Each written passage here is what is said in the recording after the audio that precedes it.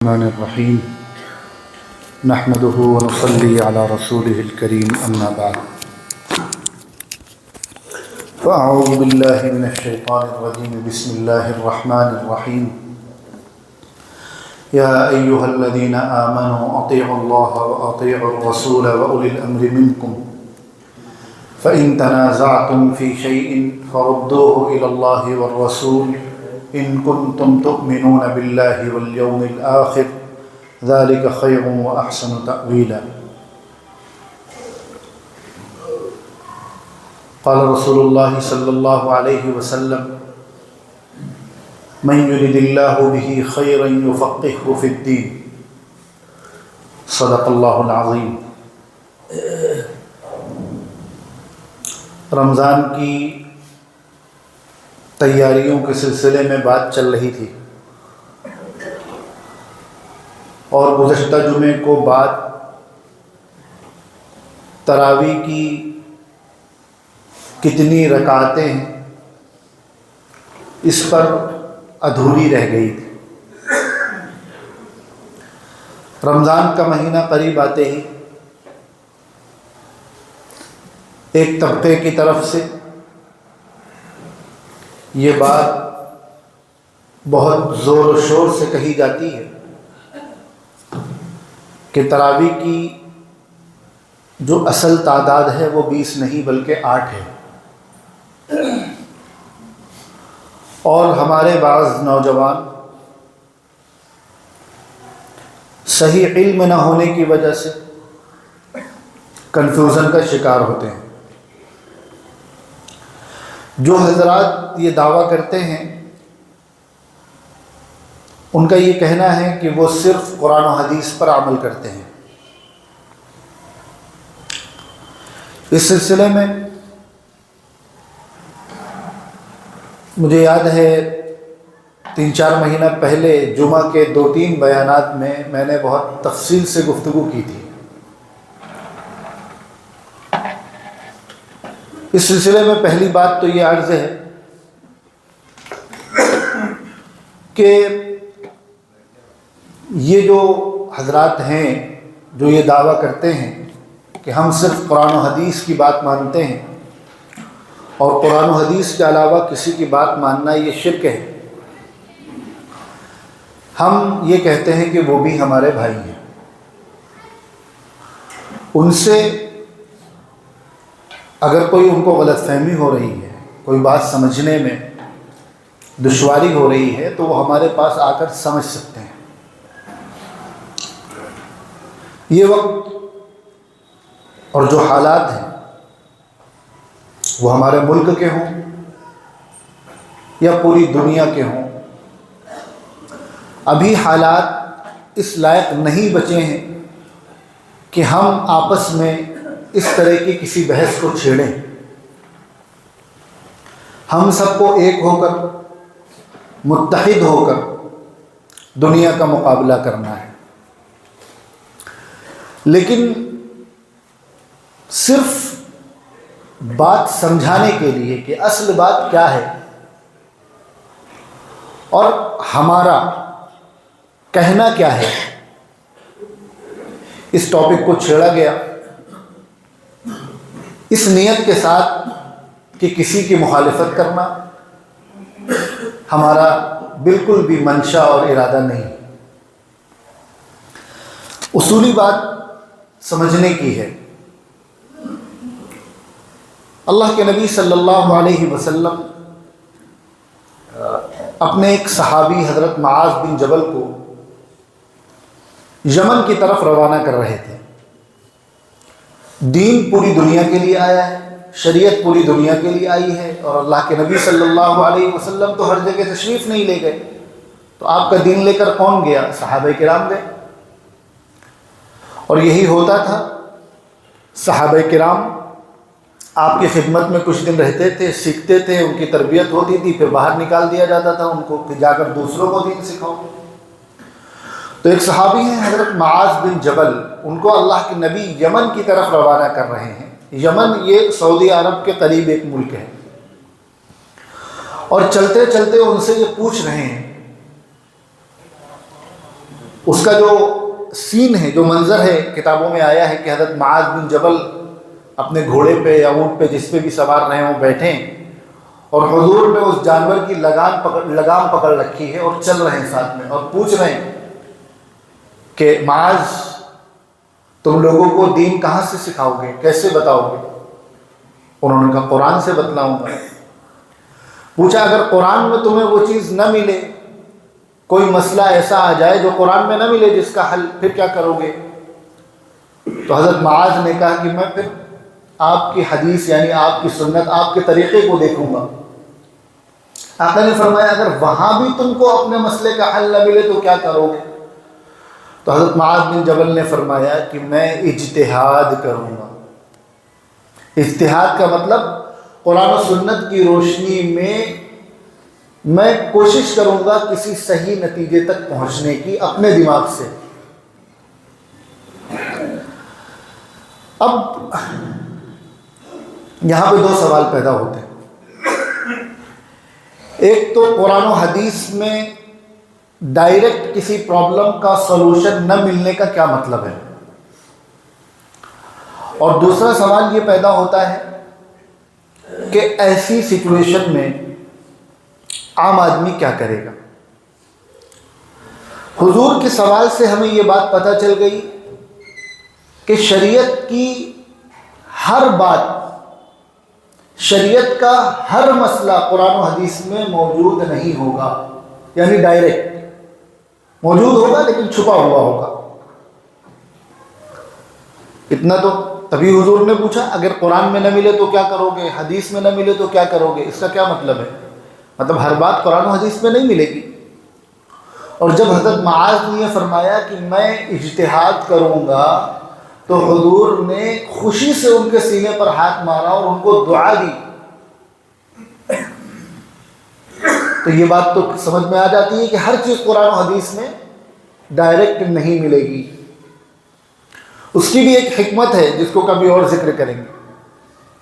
دوسری بات، ڈائریکٹ نہ ملنے کا کیا مطلب ہے؟ دیکھیں دین کی دو چیزیں ہیں، ایک ہوتا ہے اصول، بنیادی چیزیں جیسے توحید ہے، رسالت ہے، ختم نبوت ہے، آخرت ہے، یہ چیزیں اصول میں ہیں، بنیادی چیزیں ہیں، بالکل بیسک چیزیں ہیں، یہ تو آپ کو مل جائیں گے قرآن و حدیث میں۔ لیکن کچھ چیزیں ایسی ہیں جو کلیئر نہیں ہوں گی۔ مثلا کوئی چیز آپ کے سامنے ایسی آ گئی کہ جس میں قرآن و حدیث خاموش ہے۔ حدیث میں آپ کو یہ مل جائے گا کہ اگر مکھی آپ کے چائے میں گر جائے تو کیا کرنا ہے، اس چائے کو پینا ہے کہ نہیں پینا ہے، پاک ہے کہ ناپاک ہے، یہ مسئلہ آپ کو حدیث میں مل جائے گا کہ مکھی کو پورا ڈبو، نکالو، چائے کو پی لو۔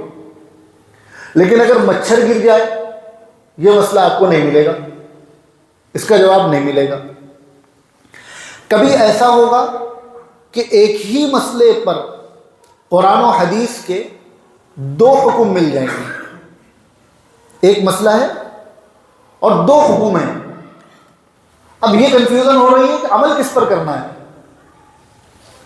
کبھی ایسی سچویشن ہوگی کہ حکم تو موجود ہوگا لیکن کلیئر نہیں ہوگا، سمجھ میں نہیں آ رہا ہوگا کہ اس کا کیا مطلب ہے، حضور کا منشا کیا ہے، حضور کہنا کیا چاہتے ہیں اس بات سے۔ تو ایک چیز ہے جو قرآن و حدیث میں ڈائریکٹ موجود ہوگی، صاف صاف وضاحت کے ساتھ۔ جو چیز ڈائریکٹ سمجھ میں نہیں آئے گی وہ ایسی ہوگی کہ جس میں کبھی قرآن و حدیث خاموش ہوں گے، جیسے میں نے مچھر کا مسئلہ بتلایا، اور کبھی ایسا ہوگا کہ ایک ہی حکم پر قرآن و حدیث کے دو احکامات موجود ہوں گے، اور کبھی ایسا ہوگا حکم موجود ہوگا لیکن وہ کلیئر نہیں ہوگا، سمجھ میں نہیں آئے گا کہ عمل کس پر کریں۔ اب ایسی سچویشن میں جو مجتہد ہوگا، یعنی جو بہت اعلیٰ درجے کا عالم ہوگا، جس نے اپنی محنت کی ہوگی قرآن و حدیث کو سمجھنے میں، وہ کیا کرے گا کہ وہ قرآن و حدیث سے ایسے اصول تلاش کرے گا جن اصول کی روشنی میں ان مسائل کو حل کیا جائے۔ اب وہ یہ تلاش کرے گا کہ مکھی کے اندر کیا کیا چیزیں پائی جاتی ہیں اور مچھر کے اندر کیا کیا چیزیں پائی جاتی ہیں۔ اگر دونوں میں چیزیں سیم ہیں تو مکھی کا جو حکم ہوگا وہی مچھر کا حکم ہو جائے گا۔ اب وہ یہ تلاش کرے گا کہ اگر ایک مسئلے پہ دو حکم ہیں تو پہلے کون سا حکم تھا اور بعد میں کون سا حکم آیا۔ تو مطلب بعد میں جو حکم آیا اس پر عمل کیا جائے گا اور پہلے والے کو چھوڑ دیا جائے گا. بات سمجھ رہے ہیں؟ پھر وہ یہ دیکھے گا کہ اگر اس سے مطلب سمجھ میں نہیں آ رہا ہے کہ یہاں حضور کا کیا مطلب ہے، تو وہ یہ دیکھا کہ صحابہ نے کیا کیا، صحابہ نے اس پر کیسے عمل کیا، تو وہ اس سے اس کو وضاحت مل جائے گی اس چیز کی اور وہ مسئلہ حل کر لے گا. تو آپ کو ایک بات سمجھ میں آ گئی کہ ہر چیز قرآن و حدیث میں موجود نہیں ہوگی. جو چیز قرآن و حدیث میں موجود نہیں ہوگی اس کا حل نکالنے کے لیے کچھ ایسے لوگ ہونے چاہیے جن کے پاس قرآن و حدیث کا پورا علم ہو اور وہ اپنے علم کی روشنی میں قرآن و حدیث سے اس مسئلے کو نکالیں اور عوام کو بیان کریں. اچھا دیکھیں ایک واقعہ، جب غزوہ خندق مکمل ہوئی، جنگ خندق، اس کے فوراً بعد اللہ کے نبی صلی اللہ علیہ وسلم نے حکم دیا کہ جو بنو قریظہ کے یہودی ہیں ہمیں فوراً ان پر بھی حملہ کرنا ہے، ان سے بھی نمٹنا ہے. اور صحابہ کرام کو آپ نے یہ حکم دیا کہ تم لوگ دوڑ کر جاؤ وہاں، مطلب جلدی جاؤ اور عصر کی نماز وہاں پڑھنا. صحابہ کرام کی جماعت روانہ ہوئی، عصر کا وقت راستے میں پڑ گیا. صحابہ کرام میں بعض لوگوں نے کہا کہ نہیں، نماز قضا ہو جائے لیکن نماز وہیں جا کر پڑھنا ہے، کیونکہ شریعت کس چیز کا نام ہے؟ نبی کے حکم کا نام ہے. تو اللہ کے نبی نے حکم دیا عصر وہاں پڑھنا ہے، تو اب ہم عصر وہیں جا کر پڑھیں گے. اور بعض صحابہ کرام نے کیا کہا کہ اللہ کے نبی کا جو مقصد تھا وہ یہ نہیں تھا کہ تم عصر وہاں جا کر پڑھنا چاہے چھوٹ جائے، مقصد یہ تھا کہ اتنی جلدی جاؤ کہ عصر وہاں جا کر پڑھ لو. تو اب اگر ہم لوگ اتنی جلدی نہیں پہنچ سکے تو اس کا یہ مطلب نہیں کہ ہم عصر قضا کر دیں، ہمیں عصر پڑھ لینا چاہیے. تو دو الگ الگ رائے ہو گئی.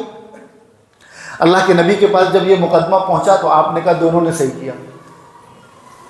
اب اس سے یہ سمجھیں کہ صحابہ کرام میں یہ جو اختلاف ہوا یہ ہے اجتہادی اختلاف. کیا ہے؟ اجتہادی اختلاف. اور نبی کا یہ کہنا کہ دونوں صحیح ہو، اس سے یہ بات پتہ چلتی ہے کہ اجتہادی اختلاف میں ایک سے زائد صحیح ہو سکتا ہے. یہ سوال بھی آتا ہے نا کہ صحیح تو ایک ہی ہوگا، ایک سے زائد نہیں ہو سکتا. تو شریعت میں اختلاف کی وجہ کیا، اجتہادی اختلاف کی وجہ کیا بنی کہ چیز ایک دم ڈائریکٹ کلیئر نہیں تھی حضور کی منشا. صحابہ کرام اس لائق تھے کہ وہ اپنے سے اجتہاد کرتے. جنہوں نے اجتہاد کر کے یہ سمجھا کہ ہمیں عصر وہاں پڑھنا ہے انہوں نے اس پر عمل کیا، اور جنہوں نے اجتہاد کر کے یہ سمجھا کہ نہیں ہمیں، حضور کا مطلب یہ تھا کہ اتنی جلدی پہنچو کہ عصر کا وقت ختم ہونے سے پہلے پہنچ جاؤ، لیکن اگر ہم نہیں پہنچ سکے تو عصر نہیں قضا کرنا ہے. تو یہ اجتہادی اختلاف اور اس پر حضور اکرم صلی اللہ علیہ وسلم کا یہ کہنا دونوں صحیح ہو، مطلب اجتہادی اختلاف میں ایک سے زائد صحیح ہو سکتے ہیں. تو دو باتیں آپ کو سمجھ میں آ گئی. ایک بات یہ سمجھ میں آ گئی کہ ہر چیز قرآن و حدیث میں موجود نہیں ہے. جو چیز قرآن و حدیث میں موجود ہے اس میں جو بہت اچھا اعلیٰ درجے کا عالم ہوگا وہ قرآن و حدیث کی روشنی میں مسئلہ نکالے گا اور اس پر عمل کرے گا. اتنی بات سمجھ میں آ گئی. اور یہ بھی سمجھ میں آ گئی کہ جب چیز قرآن و حدیث میں کلیئر موجود نہ ہو اور ایک عالم دین، ایک فقیہ اس سے مسئلہ نکالے گا تو اس میں الگ الگ رائے ہو سکتی ہیں، اور وہ الگ الگ رائے بھی سب صحیح ہو سکتی ہیں. یہ بھی بات سمجھ میں آ گئی. اب سوال یہ ہے کہ جو بہت اچھا عالم ہوگا وہ تو مسئلہ نکال کر عمل کر لے گا، عام آدمی کیا کرے گا، ہم جیسے لوگ کیا کریں گے؟ تو دیکھیں، یا تو انسان کو مرض ہوتا ہے، بیماری ہوتی ہے، تو یا تو ہم خود پڑھ لکھ کر اس لائق بن جائیں کہ ہم اپنی بیماری خود ٹھیک کر لیں، خود ڈاکٹر بن جائیں، یا پھر جو ڈاکٹر ہیں جو اپنی زندگی کھپا چکے ہیں ان کی بات مان لیں. یہی دو آپشن ہے. یہ بہت کامن سینس کی بات ہے، بہت مطلب ایسی بات ہے کہ ہر آدمی یہ بات بتلا سکتا ہے کہ اگر آپ بیمار پڑ گئے تو آپ کو کیا کرنا ہے. یا تو خود آپ جائیں، ایڈمیشن لیں اور میڈیکل سائنس پڑھیں اور پھر اپنا علاج کریں، یا پھر جو لوگ یہ کام کر چکے ہیں ان سے فائدہ اٹھائیں، ان کی بات مان لیں، وہ جو دوا لکھ کر دے دے اسے کھا لیں. اب اگر کوئی آدمی یہ کرے کہ ہم نہ خود ڈاکٹر بنیں گے نہ ڈاکٹر کی مانیں گے، اب وہ کیا کرے گا؟ یا تو وہ لا علاج رہ جائے گا یا غلط علاج کرے گا، یہی تو کرے گا۔ یہی معاملہ دین کا ہے۔ یا تو ہم خود پڑھ لکھ کر اس قابل بن جائیں کہ جو مسائل قرآن و حدیث میں ڈائریکٹ موجود نہیں ہیں، ہم خود سے ان کو سمجھیں، وہ مسئلہ نکالیں اور پھر نکال کر عمل کریں۔ یا تو ہم اس لائق بن جائیں، اور اگر ہم اس لائق نہیں بن پا رہے ہیں، کیونکہ وہ تو بہت بڑے درجے کے عالموں کا کام ہے، تو پھر ہمارا کیا کام ہے؟ جو لوگ یہ کام کر چکے ان کی بات مان لیں۔ ان کی بات مان لینا، اسی کا نام تقلید ہے۔ مسئلہ سمجھ میں آ گیا؟ آپ کو یہ بھی سمجھ میں آ گیا کہ اجتہاد کسے کہتے ہیں، آپ کو یہ بھی سمجھ میں آ گیا کہ تقلید کسے کہتے ہیں۔ اب اگر کوئی آدمی یہ کرے کہ نہیں ہم تقلید نہیں کریں گے، تقلید شرک ہے، اور خود مجتہد بن نہیں پائیں گے کہ قرآن و حدیث سے مسئلہ نکال لیں، ایسا آدمی کیا کرے گا؟ یا تو شریعت پر عمل نہیں کر پائے گا یا پھر غلط عمل کرے گا۔ پھر غلط عمل کرنے والے کا ٹھکانہ کہاں ہے؟ اللہ ہم سب کی حفاظت فرمائے۔ اور یہی حال اللہ کے نبی صلی اللہ علیہ وسلم نے حضرت معاذ بن جبل کو بھیجا، تو اسی لیے بھیجا کہ تم قرآن و حدیث سے مسئلے نکال کر یمن والوں کو بتلاؤ، اور یمن والے تمہاری تقلید کریں، تمہاری بات مانیں۔ تم نے حضور سے حدیث سنی ہے، تمہارے سامنے قرآن نازل ہوا ہے، اب تم نے اس کو سیکھ لیا، اب تم جاؤ، جو چیز ڈائریکٹ تمہیں قرآن و حدیث سے نہ ملے اس میں اجتہاد کرو، لوگوں کو مسئلہ بتلاؤ، اور لوگ تمہاری بات مان کر اس پر عمل کریں۔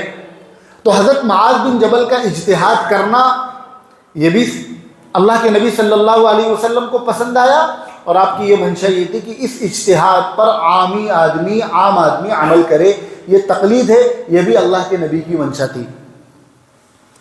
ایک مرتبہ حضرت عبداللہ ابن عباس رضی اللہ عنہ کے پاس کچھ لوگ آئے مسئلہ پوچھنے کے لیے، انہوں نے مسئلہ بتلایا اور اس مسئلے کی دلیل میں ایک حدیث پیش کی۔ ان لوگوں نے کہا کہ اس مسئلے میں حضرت زید بن ثابت یہ بات کہتے ہیں اور آپ کچھ اور کہہ رہے ہیں، تو ہم مانیں گے انہی کی، آپ کی نہیں مانیں گے، ہم انہی کے مسئلے پر عمل کرتے ہیں تو ہم انہی کی مانیں گے۔ تو حضرت عبداللہ ابن عباس نے ان سے یہ کہا کہ میں نے تم کو یہ جو حدیث سنائی ہے، یہ تم ایک مرتبہ حضرت زید بن ثابت کو سنا دینا، ہو سکتا ہے کہ ان تک یہ حدیث نہ پہنچی ہو، انہوں نے یہ حدیث نہ سنی ہو۔ یہ نہیں کہا کہ میں تم کو حدیث سنا رہا ہوں اور تم میرے سامنے زید بن ثابت ایک انسان کی بات کر رہے ہو لہذا تم حدیث کی مخالفت کر رہے ہو، یہ نہیں کہا، بلکہ وہ یہ جانتے تھے کہ حضرت زید بن ثابت یہ مجتہد ہیں۔ مجتہد اسے کہتے ہیں جو اس مقام پر پہنچا ہوا ہو کہ اپنے علم کی روشنی میں قرآن و حدیث سے وہ مسئلے نکال لے جو ڈائریکٹ موجود نہیں ہیں، اسے کہا جاتا ہے مجتہد، کہ اس لیول کا عالم ہو۔ تو حضرت عبداللہ ابن عباس یہ جانتے تھے کہ زید بن ثابت اس لیول کے عالم ہیں، اور عام آدمی کیا کرے گا؟ مجتہد کی تقلید کرے گا، تو ان کے لیے بہتر یہی ہے کہ یہ زید بن ثابت کی تقلید کریں۔ تو اب ہمیں جو چیزیں پتہ چلی وہ یہ پتہ چلی کہ حضور صلی اللہ علیہ وسلم نے خود اس بات کی وضاحت فرما دی کہ براہ راست ہر چیز قرآن و حدیث میں موجود نہیں ہوگی۔ حضور نے اجتہاد کی کو بھی اپریشیٹ کیا اور تقلید کی بھی ترغیب دی۔ حضور کے ارشادات اور صحابہ کے ارشادات نے اور صحابہ کے طریقے نے یہ بات بھی کلیئر کر دی کہ عام آدمی جو غیر مجتہد ہے، جو اس لائق نہیں ہے کہ قرآن و حدیث سے ڈائریکٹ مسئلہ نکالے، وہ مجتہد کی پیروی کرے گا، اور اسی کا نام تقلید ہے۔ یہ بات کلیئر ہو گئی۔ اسی کو لے کر ہمارے جو اہل حدیث بھائی ہیں، وہ ہمارے بھائی ہیں، ان کو یہ غلط فہمی ہے، وہ یہ سمجھتے ہیں کہ اچھا میں آپ سے ایک سوال پوچھوں، آپ ڈاکٹر سے دوا لکھوا رہے ہیں تو آپ ڈاکٹر کی بات مان رہے ہیں یا میڈیکل سائنس کی؟ سوال سمجھ رہے ہیں؟ کسی بیماری کا علاج یہ میڈیکل سائنس میں موجود ہے، ٹائیفائڈ ہے، اس کے لیے میڈیکل سائنس نے ایک دوا تجویز کی ہے کہ یہ دوا اس کی ہوگی۔ اب کسی ڈاکٹر نے آپ کو وہ دوا لکھ کر دی، اور کوئی اگر آپ سے یہ کہے تم ڈاکٹر کی مان رہے ہو میڈیکل سائنس کی تھوڑی مان رہے ہو، تو اس کی بات صحیح ہوگی کہ غلط ہوگی؟ غلط ہوگی۔ کیوں؟ کیونکہ ہم نے میڈیکل سائنس کو نہیں پڑھا ہے، ڈاکٹر نے پڑھا ہے۔ ہمیں یہ یقین ہے، اعتماد ہے ڈاکٹر کے اوپر کہ وہ جو ہمیں دوا لکھ کر دے گا وہ صحیح دے گا، وہ ہمیں وہی دوا لکھ کر دے گا جو میڈیکل سائنس بتلا رہی ہے۔ تو اس کا مطلب یہ نہیں کہ ہم ڈاکٹر کی بات مان رہے ہیں، مطلب یہ مان ہم میڈیکل سائنس کی رہے ہیں، لیکن ہمارے اندر اتنی سمجھ نہیں تھی، ہم نے اتنی تعلیم حاصل نہیں کی تھی کہ ہم ڈائریکٹ میڈیکل سائنس کو سمجھتے۔ تو ڈاکٹر نے پڑھا ہے، محنت کی ہے، تو ہم ڈاکٹر کے ذریعے سے مان رہے ہیں۔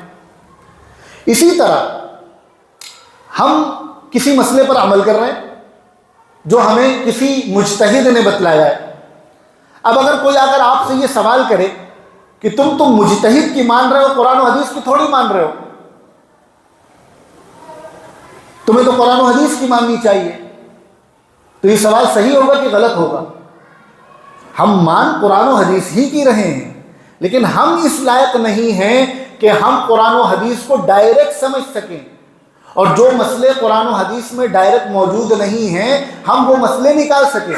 اس لیے ایسا آدمی جس نے اس کی پڑھائی کری ہے، جس نے اس پر محنت کی ہے، اور جو مجتہد ہے، جس کے پاس اتنا علم ہے، ہم اس کی بات مان رہے ہیں اس اعتماد کے ساتھ کہ یہ جو بندہ ہے یہ ہمیں غلط نہیں بتائے گا۔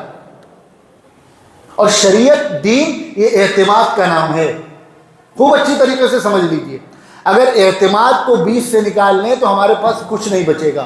ہمیں صحابہ پر اعتماد ہے تبھی ہم یہ مانتے ہیں کہ صحابہ کرام نے جو بتلایا صحیح بتلایا۔ ہمیں صحابہ کے بعد والوں میں اعتماد ہے تبھی ہم یہ مانتے ہیں کہ صحابہ نے ان کو جو دیا وہ انہوں نے صحیح امانت کے ساتھ ہم تک پہنچا دیا۔ شریعت، ہمیں جو قرآن ملا یہ ہم سے پہلے والوں سے ملا نا، تو ہمیں یہ اعتماد ہے نا کہ ہمارے قاری صاحب نے، ہمارے جنہوں نے مجھے حفظ پڑھایا، مجھے یہ اعتماد ہے کہ انہوں نے صحیح پڑھایا۔ ان کے جو استاد تھے انہیں ان پر اعتماد تھا کہ انہوں نے صحیح پڑھایا۔ یہ دین اعتماد پر ہی چل رہا ہے، اگر اعتماد کو بیچ سے نکال دے تو کچھ نہیں بچتا۔ تو ہمیں مجتہدین پر اعتماد ہے کہ انہوں نے ہمیں اس مسئلے میں جو قرآن و حدیث میں ہمیں ڈائریکٹ نہیں ملتا، اس میں انہوں نے ہمیں جو مسئلہ بتلایا ہے وہ صحیح بتلایا ہوگا۔ اس اعتماد کی بنیاد پر ہم عمل کر رہے ہیں، ہم ان کی بات پر عمل نہیں کر رہے ہیں، ہم اصل عمل قرآن و حدیث پر ہی کر رہے ہیں۔ بات سمجھ میں آ گئی؟ اب کیا ہوا، امت کے جو بڑے بڑے جلیل القدر علماء تھے انہوں نے نبی کریم صلی اللہ علیہ وسلم کے فرمان اور صحابہ کرام کی سیرت، آپ کے اقوال اور ان کے کردار کی روشنی میں یہ طے کیا کہ نبی اور صحابہ کے بعد، اب چونکہ ظاہر سی بات ہے لوگ طرح طرح کے لوگ آ رہے ہیں، اور جو خیر القرون کا بہتر زمانہ تھا نبی اور صحابہ کے دور کا وہ ختم ہو رہا ہے۔ اب جیسے جیسے دنیا آگے بڑھے گی حالات بگڑیں گے، برے لوگ بھی پیدا ہوں گے، تو کوئی اس میں بگاڑ نہ پیدا کر دے، تو اب ایسا کر لیا جائے کہ خوب محنت کر کے، رات دن ایک کر کے، قرآن و حدیث کو پڑھ کر، سمجھ کر اور اپنا دماغ لگا کے جتنے ایسے مسائل ہیں جو قرآن و حدیث میں ڈائریکٹ موجود نہیں ہیں ان کا حل نکال دیا جائے، کچھ ایسے اصول نکال لیے جائیں جن کی روشنی میں قیامت تک ایسے مسائل کا سولوشن ملتا رہے، اور جو مسائل موجود ہیں ان کا حل نکال لیا جائے، اور ان کو کتابوں میں صاف صاف لکھ کر امت کے لیے آسانی پیدا کر دی جائے کہ امت کے ہر شخص کے لیے ان مسائل پر عمل کرنا آسان ہو جائے۔ ورنہ کیا ہوتا، ہر دور میں لوگوں کو محنت کرنی پڑتی، انہوں نے محنت کی اور کتابوں میں مسئلہ لکھ کر ہمیں دے دیا۔ اور دوسرا کہ قیامت تک کسی بھی کم علم کو شریعت کے مسئلے میں غلط فتویٰ دینے کا موقع نہ ملے، ایک صحیح بات لکھ کر امت کے سامنے پہنچا دی جائے۔ اب ان لوگوں نے کیا کیا کہ اب ایسے مسائل میں قرآن و حدیث سے جو اجتہاد کیا جائے گا، اس اجتہاد کرنے کے اصول کیا ہوں گے وہ انہوں نے متعین کر دیے کہ ان اصول کی روشنی میں اجتہاد کیا جائے گا، اور اپنے شاگردوں کو پڑھایا، محنت کرایا، ان کے شاگردوں نے ان اصول کو کتابوں کی شکل میں امت کے سامنے پیش کیا، اور اصول کے ساتھ ساتھ اس وقت کے جو مسائل تھے جس کی امت کو ضرورت تھی اور وہ قرآن و حدیث میں ڈائریکٹ موجود نہیں تھے، ان مسائل کا سلوشن نکال کر بھی امت کے سامنے انہوں نے پیش کر دیا، اور صرف کتابوں میں پیش نہیں کر دیا، پھر امت نے ان کے نکالے ہوئے مسائل پر امت کی بڑی تعداد نے عمل کیا، یعنی ان کا یہ مسلک، ان کا یہ اجتہاد صرف کتابوں کی شکل میں نہیں رہا بلکہ چلتے پھرتے انسانوں کی شکل میں بھی موجود ہو گیا۔ تو ایسے مجتہدین، جن کے بہت سارے مجتہدین ہوئے، بڑے بڑے اہل علم ہوئے، لیکن ایسے مجتہدین کہ جن کے مسائل لکھ کر ریٹن فارمیٹ میں پوری تفصیل کے ساتھ امت کے سامنے آئے، اور ہر دور میں امت کی بڑی تعداد نے ان پر عمل کیا، اور اب تک ان کے لکھے ہوئے اصول اور ان کے لکھے ہوئے مسائل ریٹن فارمیٹ میں پوری تحقیق کے ساتھ، پوری دلیل کے ساتھ ہمارے سامنے موجود ہیں۔ ایسے مجتہدین 4 ہیں: امام ابو حنیفہ، امام مالک، امام شافعی، امام احمد ابن حنبل۔ ایک بات سمجھ لیں، ایک سوال یہ آتا ہے کہ 4 ہی کیوں؟ بہت سارے مجتہد ہوئے۔ آج بھی اگر آپ کے اندر یہ صلاحیت ہو جائے کہ آپ اس مقام پر پہنچ جائیں کہ آپ اجتہاد کرنے لگیں، تو آپ کو کوئی پابند نہیں کہتا کہ آپ مجتہد کی بات مانیں، آپ خود قرآن و حدیث سے مسئلہ نکالیے۔ تو مجتہدین بہت ہوئے، لیکن اب لوگ اس لائق نہیں رہ گئے ہیں۔ وہ خیر القرون کا دور، حضور کے بعد کا 100 200 300 سال کا دور، اس میں اور اب میں کوئی فرق نہیں ہے۔ جیسے جیسے دنیا قیامت کے قریب ہوتی جا رہی ہے، ویسے ویسے چیزیں گھٹتی جا رہی ہیں، علم گھٹتا جا رہا ہے، تقویٰ گھٹتا جا رہا ہے، دیانت امانت گھٹتی جا رہی ہے، سچائی گھٹتی جا رہی ہے۔ تو آج کے دور میں ایسے لوگ شاید نظر نہ آئیں جو اس لیول کے ہوں۔ تو اس لیے کہا جاتا ہے کہ انہوں نے تمہارے لیے آسانی پیدا کر دی، تم انہی کی مان لو، اپنا دماغ نہ لڑاؤ۔ تو یہ 4 مجتہد پر عمل کیوں کیا جاتا ہے، 4 مسلک پر؟ کیونکہ انہی کا مسلک ہمارے سامنے موجود ہے، باقی کا موجود نہیں ہے۔ اگر کسی اور کا ہوتا تو اس پر بھی عمل کیا جاتا۔ اچھا، ان 4 میں جو اختلاف ہے وہ اجتہادی اختلاف ہے، جیسے صحابہ میں عصر کی نماز کو لے کر اختلاف ہوا، تو 4 صحیح ہیں۔ اور میں نے اس کی ایک مثال آپ کو اس سے پہلے بتلائی تھی کہ شریعت کا ایک مسئلہ ہے کہ 4 لوگ ہیں، وہ سفر پہ گئے اور وہاں انہیں نماز پڑھنا ہے اور قبلہ نہیں معلوم ہے۔ اب وہ کیا کریں گے؟ شریعت یہ کہہ رہی ہے کہ جب ایسی سچویشن آ جائے کہ تمہیں نماز بھی پڑھنا ہے اور تمہیں قبلہ نہیں معلوم ہے، تو ہر آدمی اپنا دماغ لگائے کہ قبلہ کدھر ہو سکتا ہے۔ اسی دماغ لگانے کا نام اجتہاد ہے، اور جس کو جو سمجھ میں آئے اپنی محنت سے اس طرف رخ کر کے نماز پڑھ لے، ہم اس کی نماز قبول کر لیں گے۔ اب 4 لوگ ہیں، کسی نے کہا اس طرف ہے، کسی نے کہا اس طرف ہے، کسی نے کہا اس طرف ہے، کسی نے کہا اس طرف ہے، اور 4 نے الگ الگ رخ پر نماز پڑھی، اور اللہ تعالیٰ کہہ رہے ہیں ہم 4 کی نماز قبول کریں گے۔ کیوں؟ کیونکہ یہاں پر مسئلہ موجود نہیں تھا، انہوں نے اجتہاد کیا، اجتہاد کرنے کے بعد یہ عمل کریں گے تو وہ صحیح کہلائے گا۔ کیوں؟ کیونکہ یہ اس لیول کے ہیں کہ اجتہاد کر سکتے ہیں۔ وہ ایسی جگہ پھنس گئے کہ جہاں اور کوئی دوسرا راستہ ان کے سامنے نہیں ہے۔ اب اگر کوئی آ کر کہے کہ 4 کیسے صحیح ہو جائیں گے، قبلہ تو ایک ہی طرف ہوگا، تو بات اس کی صحیح ہے، قبلہ ایک ہی طرف ہے۔ اسی طرح 4 مسلک کا اختلاف ہو گیا تو ہو سکتا ہے صحیح کوئی ایک ہی ہو، لیکن یہ کہاں پتہ چلے گا کہ صحیح کون سا ہے؟ یہ آخرت میں پتہ چلے گا کہ صحیح کون سا ہے۔ دنیا میں اللہ تعالیٰ 4 کو انعام دیں گے، 4 کی نماز قبول کریں گے، 4 اماموں کا اجتہاد قبول کریں گے۔ اسی لیے اللہ کے نبی صلی اللہ علیہ وسلم نے ارشاد فرمایا کہ مجتہد جب اجتہاد کرتا ہے تو اگر اس کا اجتہاد بالکل صحیح ہوگا تو اسے 2 اجر ملے گا، اور اگر اس کا اجتہاد بالکل صحیح نہیں ہوگا تب بھی اسے 1 اجر ملے گا۔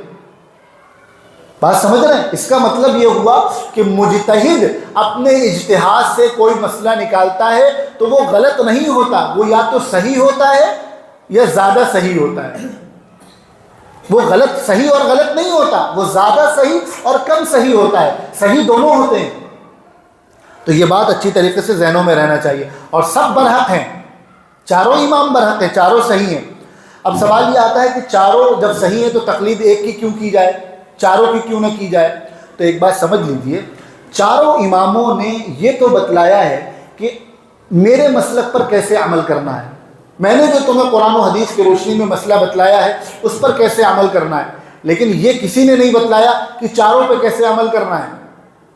تو اگر آپ 4 in 1 کر رہے ہیں، چاروں پہ عمل کر رہے ہیں، تو یہ آپ کسی پہ عمل نہیں کر رہے ہیں، بلکہ آپ نے ایک 5واں مسلک بنا لیا۔ سمجھ رہے ہیں بات کو؟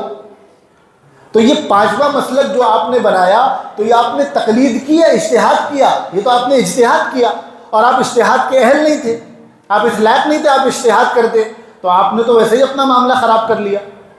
دوسری بات، شریعت میں کسی ایک امام کی پیروی کرنے کے لیے اس لیے کہا گیا، علماء نے اس لیے کہا کہ شریعت کا ایک اصول ہے کہ شریعت کے بہت سارے مسائل مشقت والے ہیں اور بہت سارے مسائل آسانی والے ہیں، یہ دونوں مل کر مکمل شریعت بنتی ہے کہ کچھ مسائل مشقت والے، کچھ مسائل آسان والے۔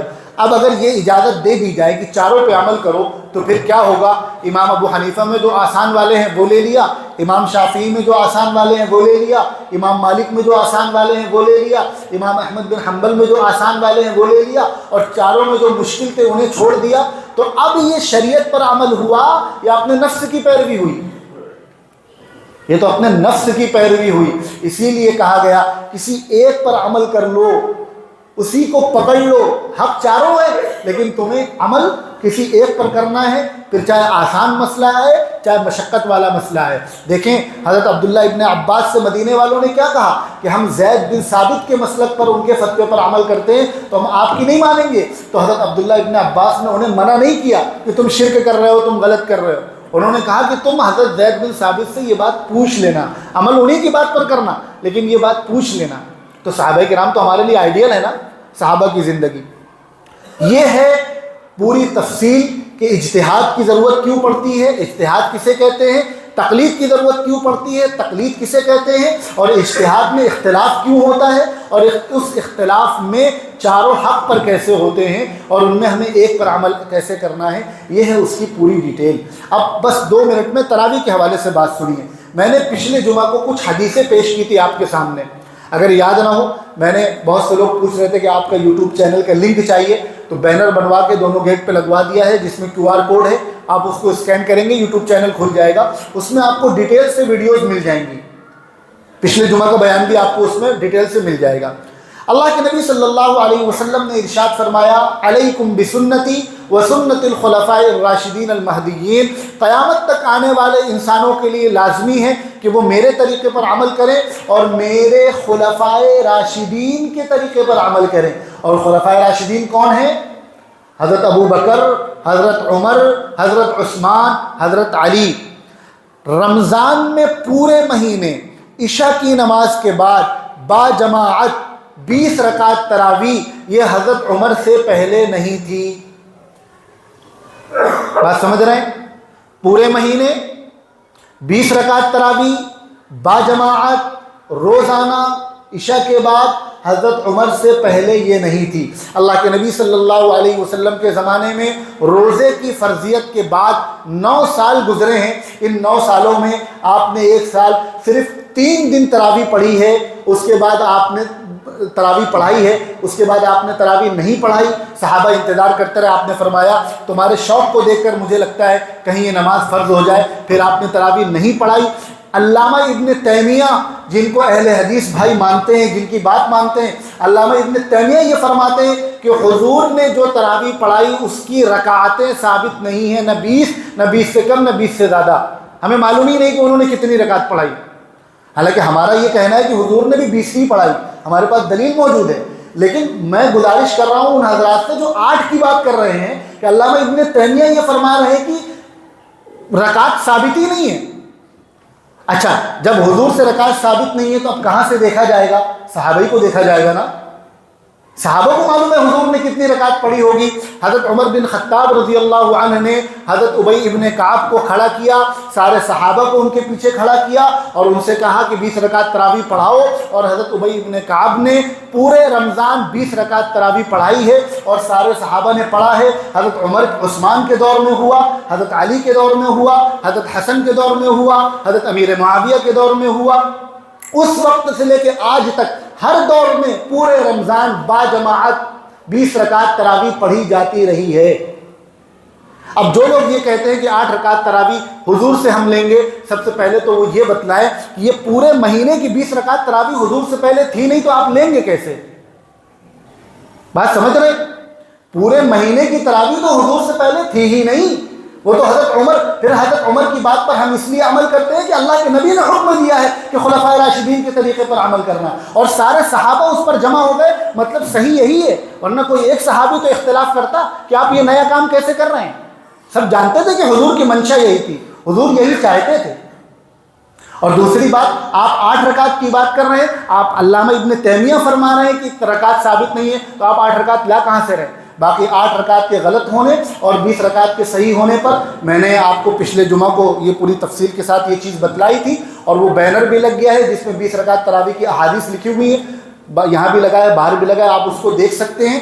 اور اس حوالے سے ایک پورا پروگرام صرف کوشچن آنسر کا پرسوں اتوار کو مغرب کے بعد آپ کی مسجد میں رکھا گیا ہے.